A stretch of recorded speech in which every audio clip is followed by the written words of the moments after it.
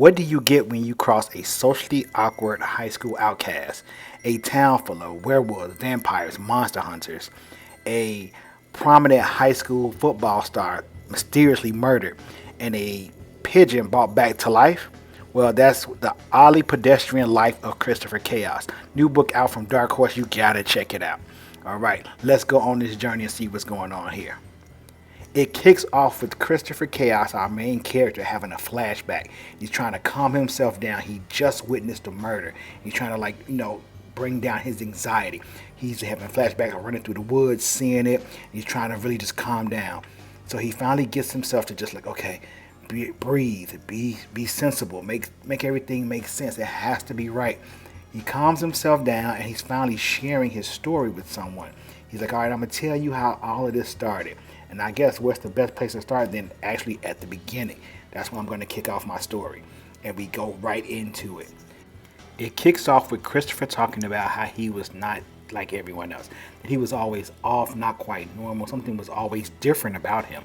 And how he had this gift of seeing equations, how to make things better. And he always was afraid to let that out. So he would try and test things out. But they usually didn't work in his favor. But he couldn't help but holding that stuff in. He had to let it out. So he talks about how hard it was for him to contain putting things back into his head, like trying to keep those equations together. And every time he did something or experimented, it was always with disastrous results. And people were afraid of him because of that. Like when he tried to fix and soup up the video game, the house caught on fire and burned down. And they always started to say, it's Christopher Chaos's fault, it's him. So he was always feeling like an outcast. He never felt like he belonged. So he's in high school now, and he's got this elaborate formula on the board. He's talking about it. He's putting these things together.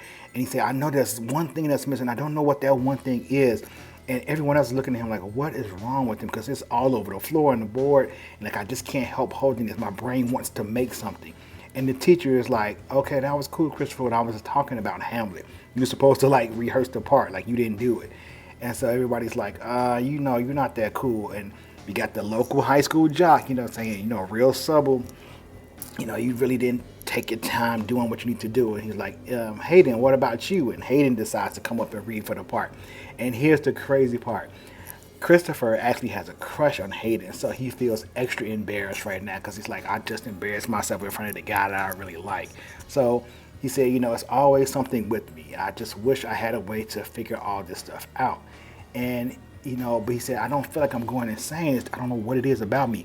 And he's sharing his story with this pigeon. And it's like, what is up? Because it's like, this is the only friend he has and the only one who's paying attention to him. So we have a downtrodden protagonist. So now Christopher is walking after school saying, I'm going to take a walk in the woods, try to clear my head. And I can't believe I embarrassed myself in front of my crush. And he actually sees Hayden. He's like, oh my God, he's right there. I need to go talk to him. And he's like, where is he running off to? What's going on with him? Maybe I should follow him. I don't know. This place could be dangerous. So he's going over there and he's calling him out. He's like, it's Christopher. It's me. I just want to make sure you were all right.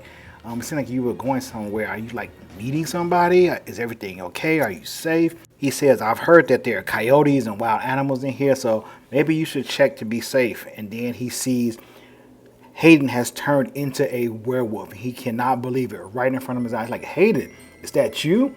And he's shocked, and Hayden growls at him and gets ready to attack Christopher. And he's just like, wait. He's pretty scared and, really just shooken up.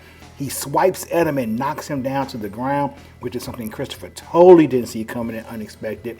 And Hayden is telling Christopher to run. He's like, what? He's like, get out of here, Chaos. Run away. I don't know what's going on. Something's getting ready to happen.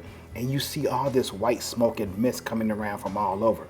And then we have these really weird, interesting, I'm going to call them like Van Helsing-like ghosts. And they are hunting down Hayden in his werewolf form. I don't know what this is about. And Hayden is like, look, whatever you're doing, you got the wrong person. I have not done anything, I swear, I promise you. And he's like, I'm just a kid, so just leave me alone.